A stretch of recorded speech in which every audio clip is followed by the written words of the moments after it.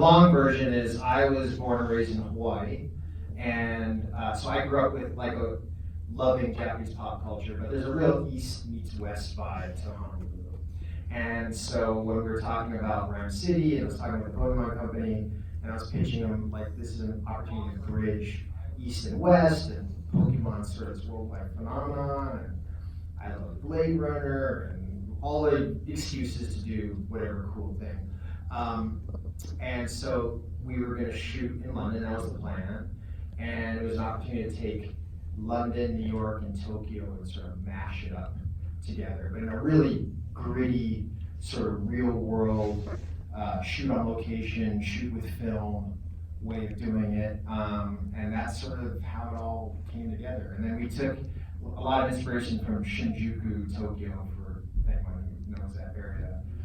Lost in Translation shot all throughout there. And there's all the vertical signage in there. It's amazing looking. And it's just a really cool conceit to take, London, the streets of London, and then digitally extend it and add all that, etc.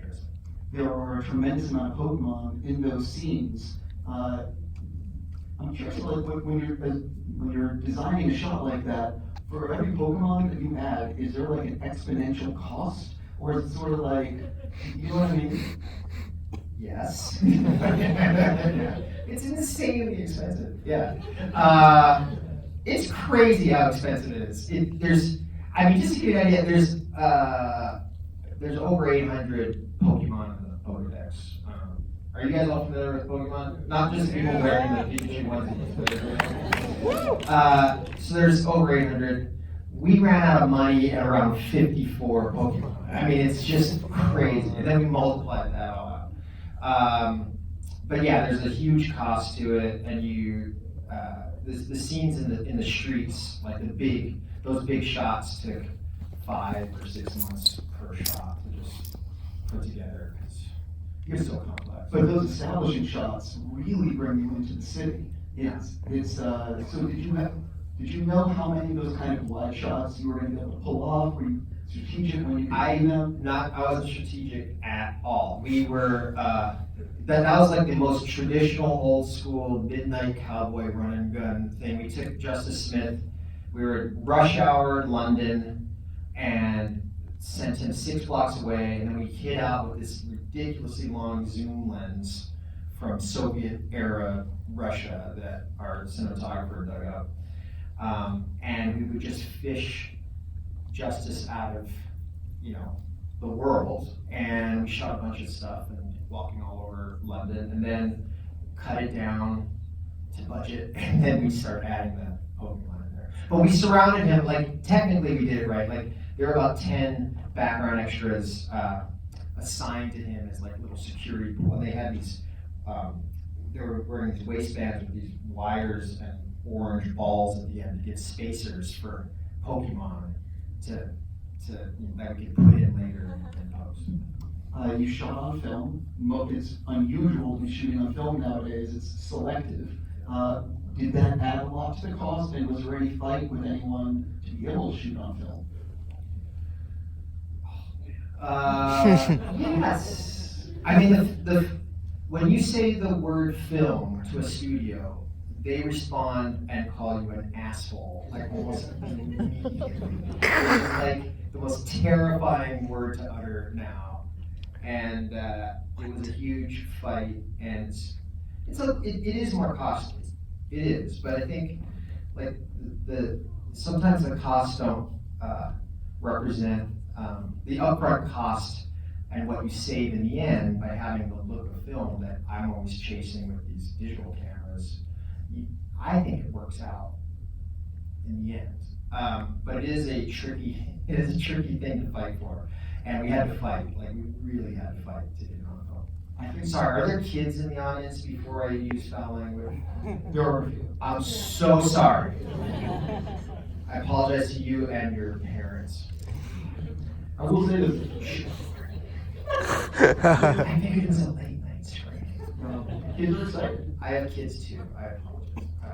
I think that the film though when he's first exploring at the beginning of the film, looking around the city, when I first time I saw it, I'm like, why does this look so interesting and it looks different? Like, oh yes, he shot on film. Shot film, and by the way, it wasn't just to be pretentious. It was a little pretentious, but it wasn't entirely that. It was a tricky thing to do. So we wanted to stay true to the Pokemon characteristics and their cartoon proportions. Like, to do it honestly, you have to stay true to those original Ken Sugimori designs, and he was intimately involved in all the designing of the characters. But we also wanted to make them photoreal and bring them to life and living, breathing creatures. And I feel like the best visual effects, it's not when it's all digital, it's when you actually integrate it with film. They look more real. It's the imperfections of film, the organic randomness of film that brings the visual effects creatures to life, in my opinion. And that was one of the big pitches that I had to make to get us over the hump for the film part of it. Jumping to the beginning of this thing, talk a little bit about how you actually got the gig. Was it one of these things where you went in and sort of showed them, did you show them a deck, did you make a pitch on it, like how did it all happen? I didn't, it was the first movie I didn't have to do the whole, so for those of you who don't know, unless you're the biggest directors ever, the rest of us have to do a huge presentation and audition and show a deck, which and it's really expensive, personally expensive for this whole thing. And you beg, do the whole pitch, and most of the time they say no. And you're sitting there, I lost money in weeks. But I was I was developing Dungeons and Dragons at Warner Brothers. And it just, like everything, we got really close, bags were packed for London, it got put on hold, and I was sitting around not knowing what to do when a call came in from legendary Cale Boyder and Mary Parent, the producers, and said, hey, we heard Dungeons and Dragons on hold, you're ready to go to London, would you jump ship now and get involved with Pokemon? My kids are crazy Pokemon fans, so they were saying yes before I even had a chance. So I got lucky on this. I had to do a sort of a verbal take on what it would be, and which was the world building and basically the father and son story was like the thing I gravitated towards, and then it, I don't know, got lucky. I got the job. From so you're working on the script, everything's coming together, how dramatically, if anything, did it change along the way in the development process? Or was it pretty much, was it one of these projects that sort of, you got the green light and you needed to go?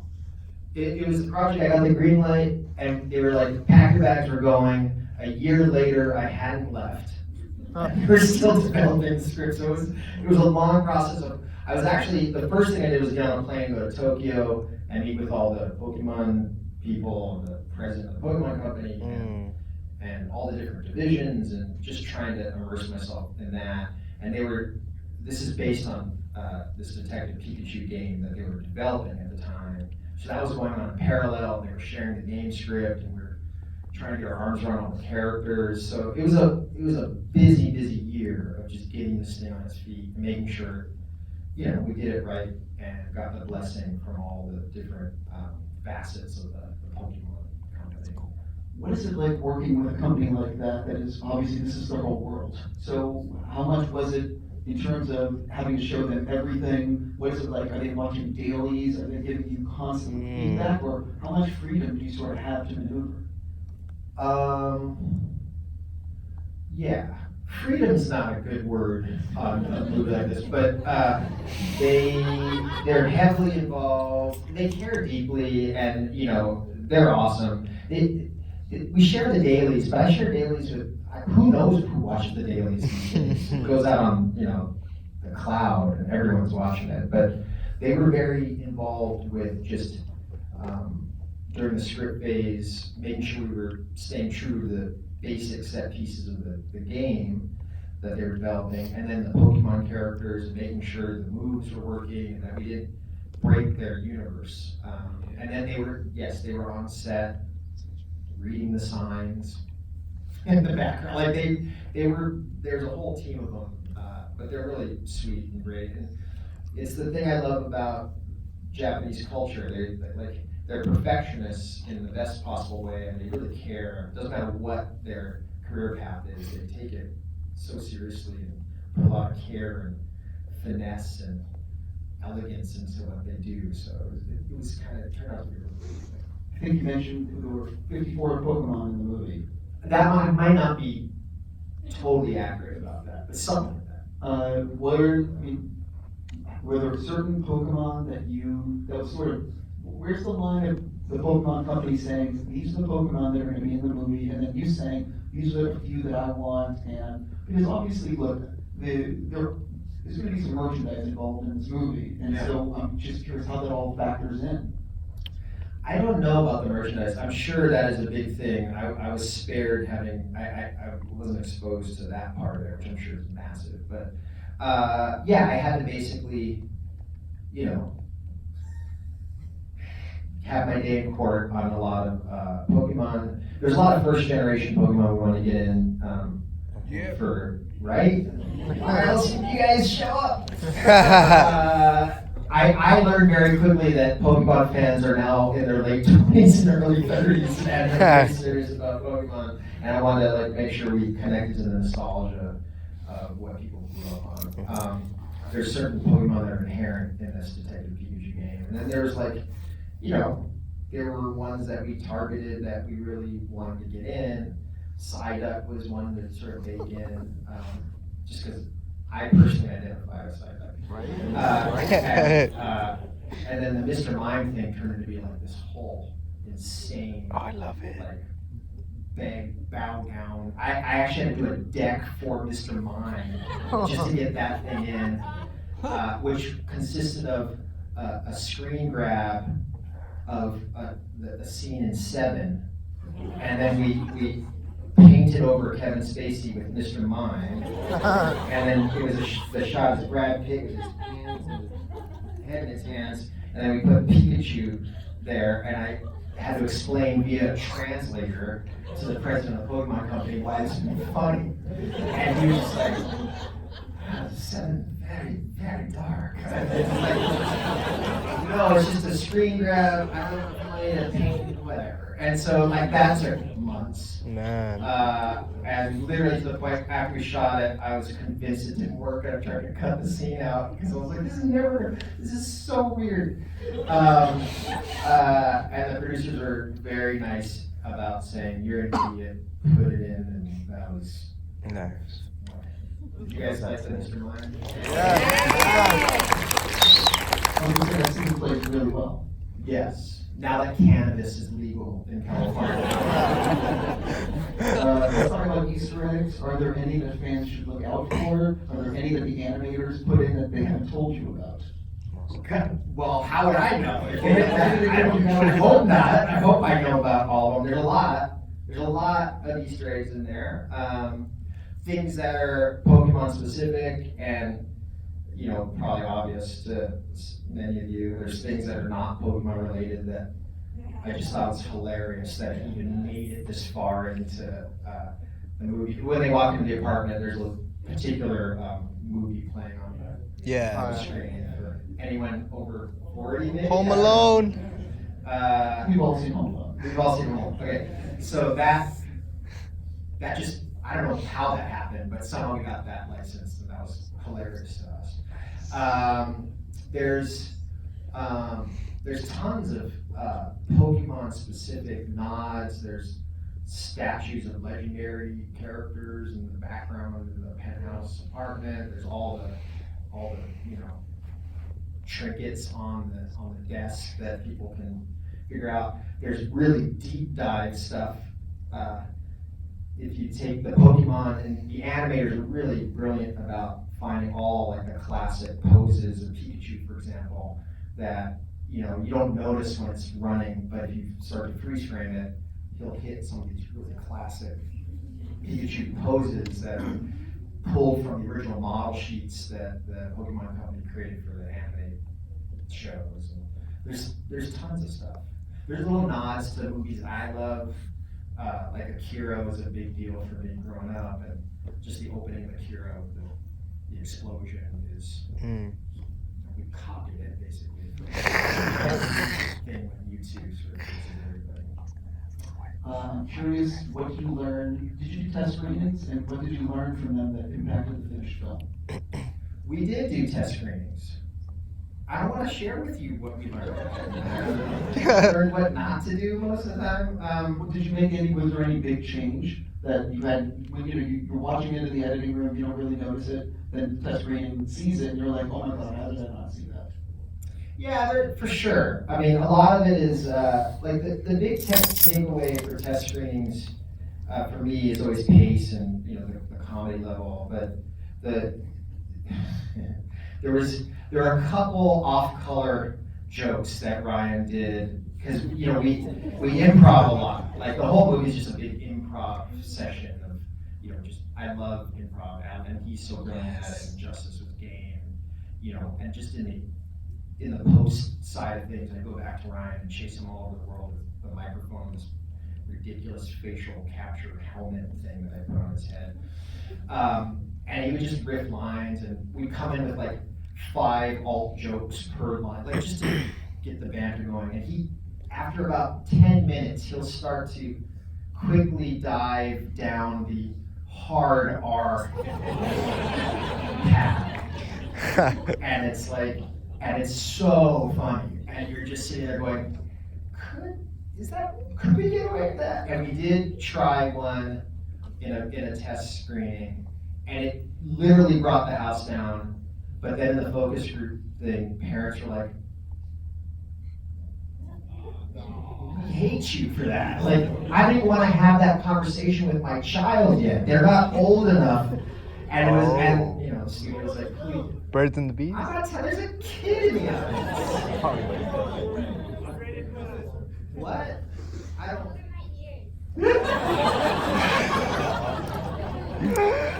She's adorable. That is the best thing ever. I can't do the joke justice at all. I'll tell you what. One of them, the one that comes to mind, was the cafe when they come back and meet Lucy, and she says, it's not that R-rated. She says, "Are you excited?" Thing, and he goes, "Is he excited?" And in that version, he goes, "Is he excited?" And then Pikachu dips under the table. Like, this table is saving his life right now. And we would always, and it was just like, people would burst out, but parents were like, "How dare you?" So I could be wrong, but I believe, I forget where I read this. is someone videos, like, what's happening here? I will say, there's probably a camera going. Man. Who cares? I'm sorry. It's Friday. We're good. Yes. So Brian, I think he said that there's alt jokes, like you said, there's alt jokes on everything, right? There's a lot. Yeah. So, and you mentioned how many great, probably R-rated jokes there were. Is it even a remote possibility to get an alt cut on a Blu-ray? Where it's like, Rated R! So the parents have to enter like a 4-digit code to access it. So kids can't get it, but all of us would probably love to hear those like an R-rated cut of the movie. Please. It's a uniquely difficult thing in this movie because to do that would cost like $100 million. Because every time he becomes Pikachu, it's just like money starts lighting on fire somewhere. Shit. The only way to do it is to do you take the head-mounted camera cam of Ryan and cut all his crazy lines. So much. If the movie's successful, you can do whatever you want, man. I don't know. I'm just thinking about it. So the first cut of the movie, I always ask filmmakers how long the first cut was versus the finished film. Yeah. So did you have like a way longer cut of this? No, I don't do long first cuts. I learned my lesson the hard way. It's how you get fired. So I try to keep it really. I actually cut it way too tight, and then usually expands from there. I don't know. Did you? I came out of animation, so it's been like a thing that's been beaten into me over many years. Did you have a lot of good lead scenes on it?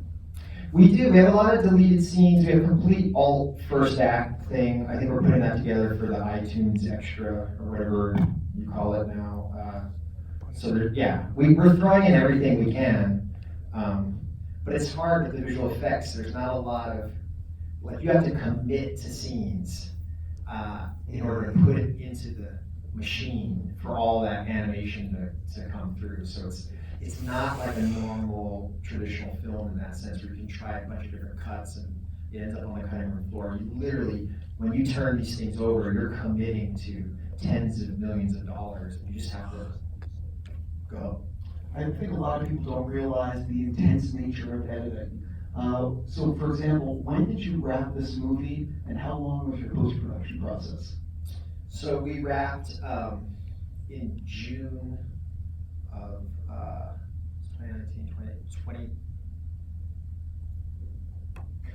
2017? No, 2018? June of 2018. Is that right? Yeah? Last year? No, it can't be. It was a year before that. So you wrapped in 2010. No. We were in post for over a year. So whatever the math of that is. Yeah. By the way, the whole As the young child removed their hands from their ears yet, by the way. It's safe again. I don't know. I was going to say that this is the one question I stumped you on, is when you wrapped production. It was definitely June. It was June and I've been back for a year, so it had to be 2017. I don't know. Yeah. 2017. Yeah. So you've been in post for an awful lot, for close to 2 Why is years. this not making sense? I don't know. To me. Let's just say that the post-production process was long. It was long. So about a little over a year. So for people that don't realize, is it one of these things where Monday through Friday, 9 in the morning till 5 p.m., you are sitting in the dark room? Yeah. Saturday, Sunday, yeah. It is bonkers, and we're not the only ones. Like a lot of these movies, I can't imagine what happens on those Marvel films. I think everyone's so used to just 24/7 just cranking through in post. It's an overwhelming thing, and for visual effects related movies, it becomes just a nonstop thing. And in my case, we had teams in London, Montreal, Vancouver, and here. So like my days would start really early in the morning on Skype with the London team, and go really late by the time it came full circle with the Vancouver team. It's crazy. Which was the sequence that you worked, because I've spoken to a lot of filmmakers and they say there's always one sequence that you started on early and you worked on it to the last day. Was there one of those sequences in this movie? Yeah. Which one? Well, the Torterra scene, the forest folding, was the first scene we kicked out, and those shots were the very last shots before, literally, like, security came in from the studio and said pencils down. I mean, it was just, they were so complex, they're just big worlds that were being built, and every time we made a change or gave a note, people passed out around the world going, no. Those things came in at the very, very last minute. I want to make sure we can open it up to the audience. I saw a hand right there. Yes. Oh yeah. Well, I just want to say, first of all, the movie is great. I think you did a wonderful movie. Thank you. Yeah, God bless you. No, I want to say that for sure. Like, I appreciate the whole parent-child relationship thing. I think most kind of movies can't lose all of that. So I appreciate you doing that. It resonated with me a lot. I guess it's more like a fun question. Like when I saw like R, the art series, I was like, it's rocking. And so it's like the player fan of me was like, was there any plans at all? It's like the original characters, or in the future, if you guys know if you guys are gonna do that down the line. Did everyone hear the question?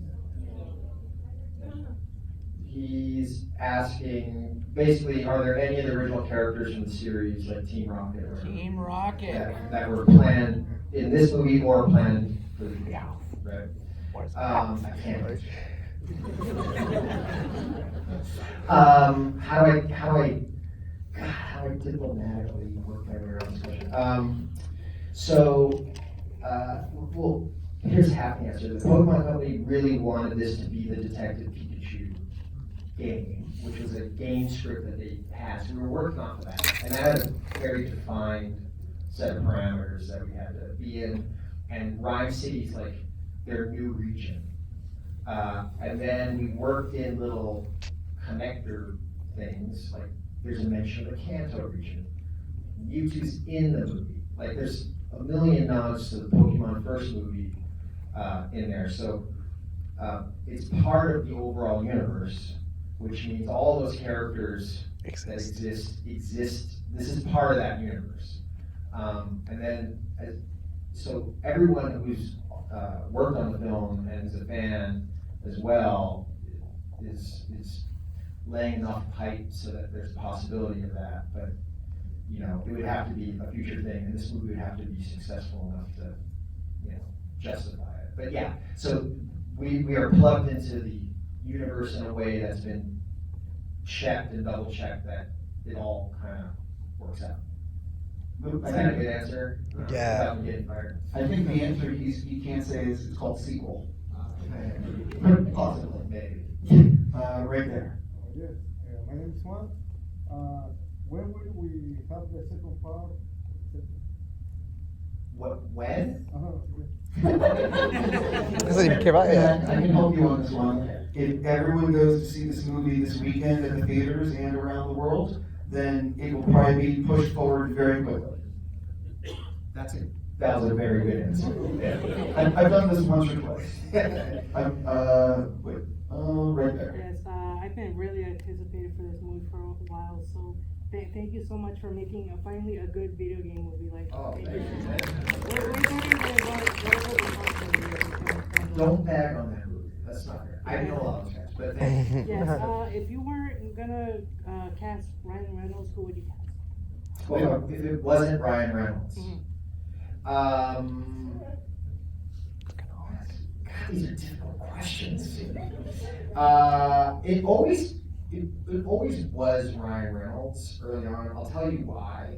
I mean, it wasn't for lack of like putting up on a big board a lot of different names, but the idea, and came from the conceit of the game, is to have this big personality come out of this little adorable character. That was always the thing. And now that you've seen the movie, and we've been hiding this so please don't share that ending. But the father and son story is like a big deal. And so it narrowed it down to someone who would be really funny, but also very grounded and can carry the heart. And that sort of narrowed it down to a list of names. You can't audition movie stars. That's like impossible. So there's no version of that. So what I did, and this is an animation thing that happens at Disney and other places, but we took a clip of Ryan from the Change Up, that cinematic masterpiece, and animated Pikachu to that, just to give it a whirl. And when that came back, it was so perfect. It was really weirdly magic how his voice coming out of that character. I don't know why. It was just like, that's it. That's that. We hadn't talked to him. We hadn't approached him. It was just, we had this thing that we did, and it was just so good. And so from that point, then it was just about reaching out and begging him. And I found out during this whole press thing, he was very nice in not telling me that the only reason he really said yes was we sent the clip over and he showed it to his daughter and she was blown away, and that's why he did it. It had nothing to do with me or the script, or it was just like his daughter was losing her mind over the clip and he had no Well, choice trust in Dad. Wow, that's a lot of hands. Right there. Yeah. Coming from animation, how do you feel like it prepared you for something like this where it's such a big mix of live action and animation? Yeah, so coming from animation, I didn't expect it to prepare me as much as it actually did. I wasn't, because these characters they are animated because their proportions are so bonkers. Like there's no motion capture version other than the face of Ryan. We did do a big facial capture in there, but his superhero proportions, like Ryan's 6'4", built, and does not match Pikachu at all from the neck down or anywhere.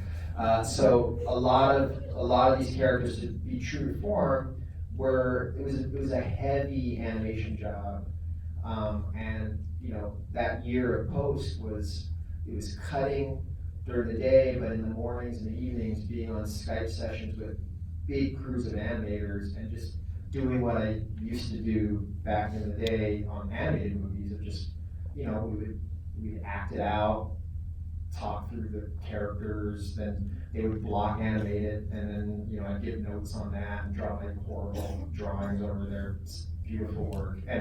And so, yeah, that paid off big time for me on this, because it really became two movies mashed up. It was a live action movie, legit. We shot it live action, traditional way we do it. And then in post, it became an animated movie, and then we blended it together. Right there. Wow. Okay, I'm gonna do something which is a little sooner. I want to do this. We're gonna do what's called lightning round, because there's so many of you that have questions, and I'd love to get through as many as we can. So tell me, keep my answer short. I'm saying that, well, I'm not asking you to do that, I'm saying that I would love to get through, so everyone can ask a question if they have it. So let's just start, I'm just looking in the front, and, okay. Okay, right there. Did you actually play the game? Did I actually play the Detective Pikachu game? Yes. I confess, no, I have not. They were working on it while we were shooting it. I had a game script, but for some reason they gave it to everyone except me. I don't know if I was supposed to be. I don't know. It's weird. And my son bought the Nintendo Switch, and it was on the Game Boy. I don't know. So no, being perfectly honest, but I knew the whole game because I had the full-on breakdown of it. Have you played it? Okay, I'm ruining this lightning round. Right there. Don't worry, lightning round. All right, cool. So, thank you so much. You broke the curse, video game movie. Yeah, thank you. I know, but is there? I'm hearing things of Pokemon Cinematic Universe. I don't know. If you say anything about that. I don't know. We're just trying to get through this one. Okay, go through. But we are listen, the studio's it's very flattering. They have prepped a development thing for future movies if this does well. But it really, everyone's just got their head down and just praying that we don't all see Avengers for the fourth time.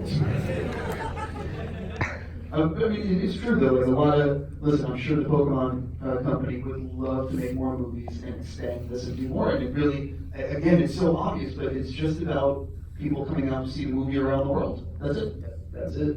Yeah. Right there. Thanks again for doing this amazing movie. I heard the creator of Gravity Falls, Alex Hirsch, did a version, or at least a draft of the script, and I wanted to know if any of his contributions made it into the final product. Alex was on. I'm a huge fan of Gravity Falls. It's like the greatest thing ever. Alex was on before I was on board. He didn't do a draft of the script. He was involved in, I think there was like a treatment they were concocting, but it wasn't, it went so far away from the game script that it didn't make sense to the Pokemon company. But that was slightly before my time. We had a couple crossover drinking sessions, which were awesome. Lit. But I didn't get to hang with Alex. Right there.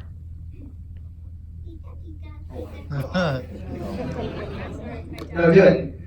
No, I have a flashback. So Miss Otani, who does the Pika voice, she does that. And I'm now remembering those sessions. I just dared me to do that. I had a question about the Pokemon animation. Were you given pointers by the Pokemon company on how specific Pokemon acted and moved, or did you sort of take it in stride? No, we were given not just pointers, but like they have, I don't know how many, are there any animators in the house? We had model sheets, turnaround sheets, we had key poses, all these old school anime sheets that they gave us with breakdowns of how the characters behave, and then we coupled that with studies of animal behavior and mixed the two. But we were very cognizant of matching and hitting those key Pokemon poses. Back corner up there.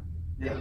So what are some of the unique challenges you ran into in terms of scenes where actors were only acting with animated Pokemon, and then like what was your strategies in terms of like dealing with those challenges? So what were the challenges of shooting without the Pokemon there? Yeah. It was so complicated. But we had a toolkit. Like, the least expensive part of the movie was our toolkit that we used on the day for shooting, which were like hand puppets, tennis balls, markers, middle-aged men in green spandex. The guy who stood in for Mr. Mime, we had to put he was too tall, so Mr. Mime's eyeballs were really close to his waistline, which is super uncomfortable. And it was just like a old school kind of play acting thing, but it was very traditional. I like to just get on the set, rehearse with the actors, find the blocking, and work the scene. And to do that, we had basically puppeteers there and then I'd give direction to Pikachu, and you go this way, and Justice would interact. And we had Ryan for the first week, and then this week shoot takes with that, and then we pull it all out, and Justice would have to basically reenact these very complicated eye lines through muscle memory. It's an amazing performance on his part. Great question.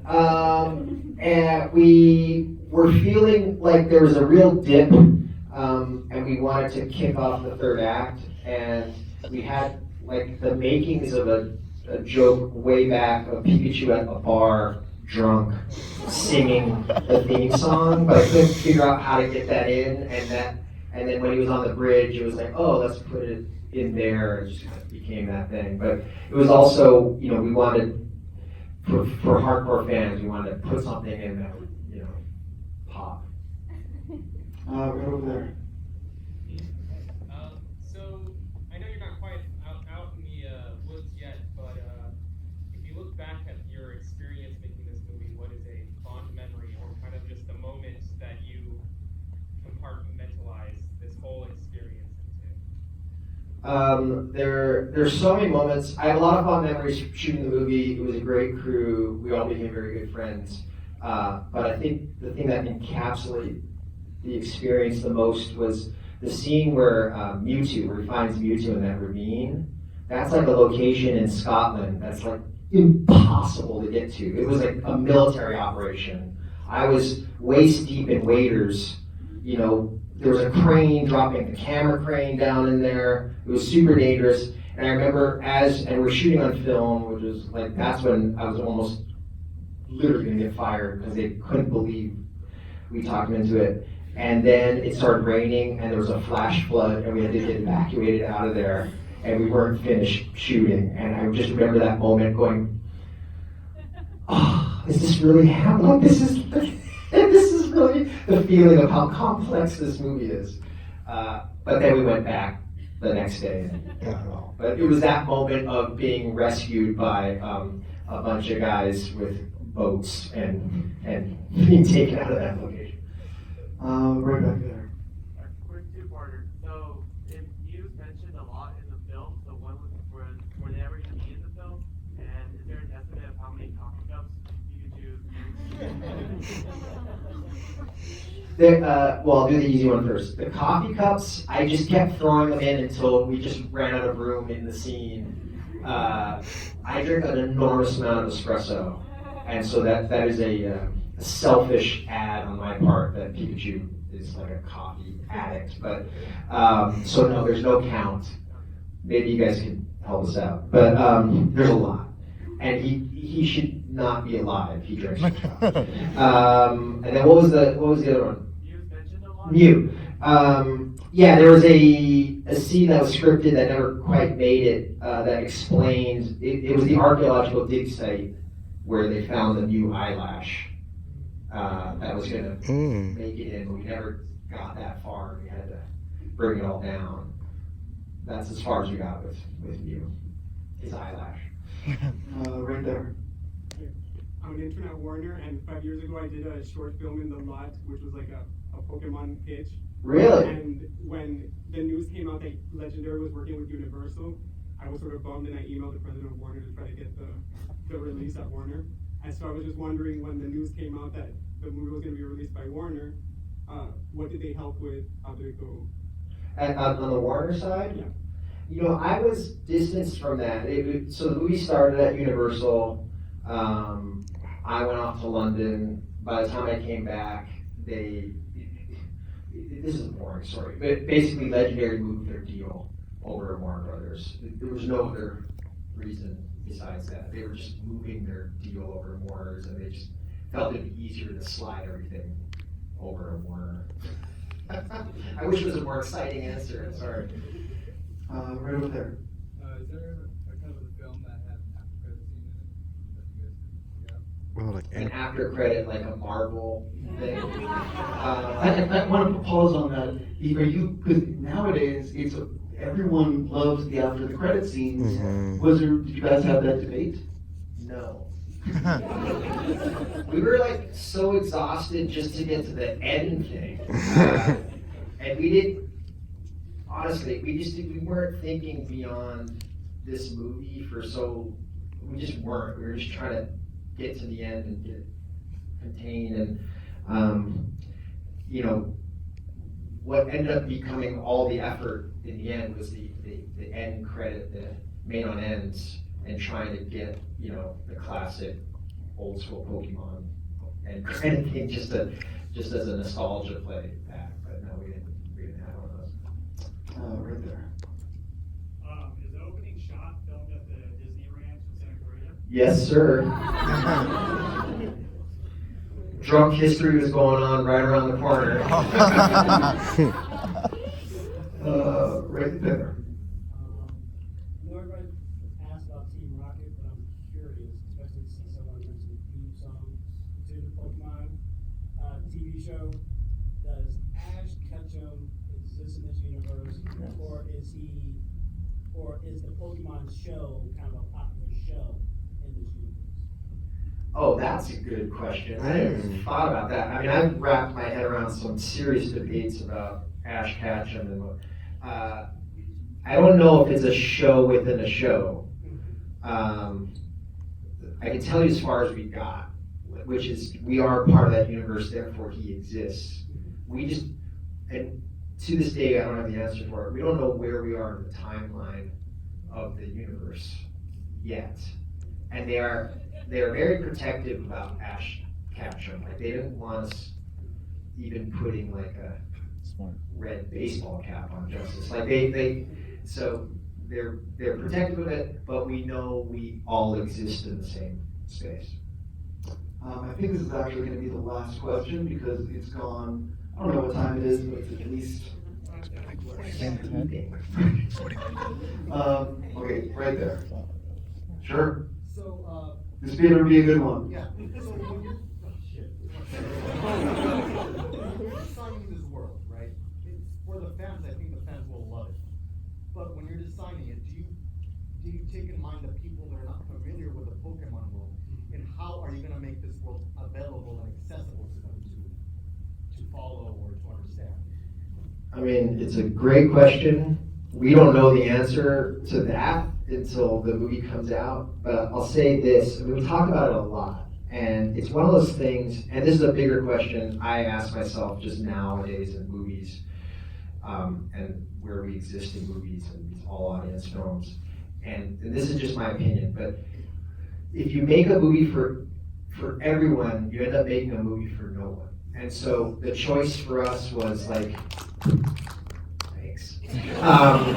The choice for us was, okay, Pokemon is, you know, it's such a unique world, and you're either in it or not. And so we wanted to we went right after the Pokemon fans. That was the choice. That's what we were gonna do. We worked with the Pokemon company. That's who we're gonna make the movie for. And then hopefully, you know, along the way, it gathers up more fans, basically. But that was the decision early on, and we jumped on that train and wrote it. Thank you. Before we finish, I want to say one more time a huge thank you to Warner Brothers for letting us show the movie early. A huge thank you to Ron Letterman for doing an extended Q&A. Thanks, Ed. And obviously, if you enjoyed the movie, there are these social channels out there, like the Facebook and the Instagram and the Twitter. And there's hashtags, I believe, Detective Pikachu. Please go out there and say things, because the only way you're going to get a sequel is if people come out. Great. Good point. Throw that out there. Anyway, off to all night to take pictures and sign autographs. And on that note, Oh, were you serious? thank you for coming out. Thanks, everybody.